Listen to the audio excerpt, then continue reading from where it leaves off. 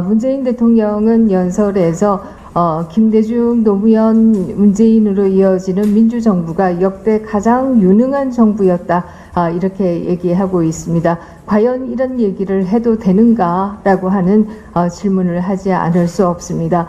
문재인 대통령의 부정적인 레거시는 이루 헤아릴 수가 없습니다. 정치 영역만 해도 소위 드루킹의 댓글 사건에서 울산시장 선거에 대한 개입, 그리고 소위 팬덤과 그리고 온라인상에 있어서의 폭력이 개입된 이 정치가 바로 문재인 대통령 시절부터 시작된 것이다. 이렇게 얘기를 드릴 수가 있습니다.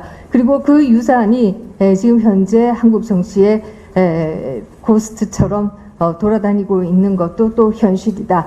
이렇게 얘기 드릴 수가 있습니다. 그렇다라고 하면 이것만 해도 반성해도 못할 텐데 이 가장 유능한 정부였다라고 얘기하는 것은 정말 어불성설이 아닌가 하는 얘기를 드릴 수밖에 없습니다.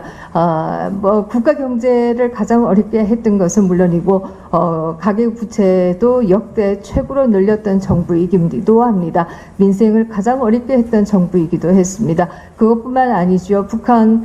우리는 탈원전하겠다라고 하면서 북한의 원전을 짓는다라고 하는 프로젝트도 계획이 되었던 것으로 알려지고 있습니다. 뿐만 아니라 북한의 한강, 하구, 해도를 넘겨주기도 했었고요.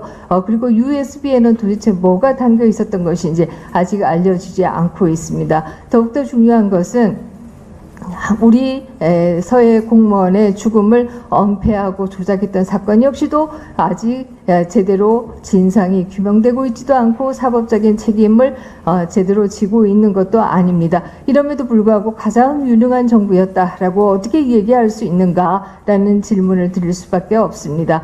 오늘 11시에 강주 전남 범보수 시민연대에서 기자회견을 한다라고 합니다. 그 내용은 탄핵 반대 그리고 민생 정치 복원이 주된 내용이라고 합니다. 이미 부산에서도 8월 초에 탄핵 반대를 위한 시민연대가 결성되었던 것으로 알고 있습니다. 왜 온 국민이 나서서 민주당의 탄핵 노름에 반대한다라고 이렇게 나서야 하는 것인지, 민주당의 이재명 대표의 방탄을 위한 탄핵 노름이 얼마나 심각한가라고 하는 것은 대한민국 정부가 수립된 이후에 그동안 탄핵 발의가 39건 있었습니다.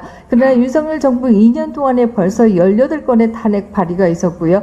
가결된 것만 해도 윤석열 정부 이전까지는 2건밖에 없었습니다. 그러나 벌써 5건이 가결되었습니다. 언제까지 탄핵 노름을 할 것이냐라는 질문을 하지 않을 수 없습니다.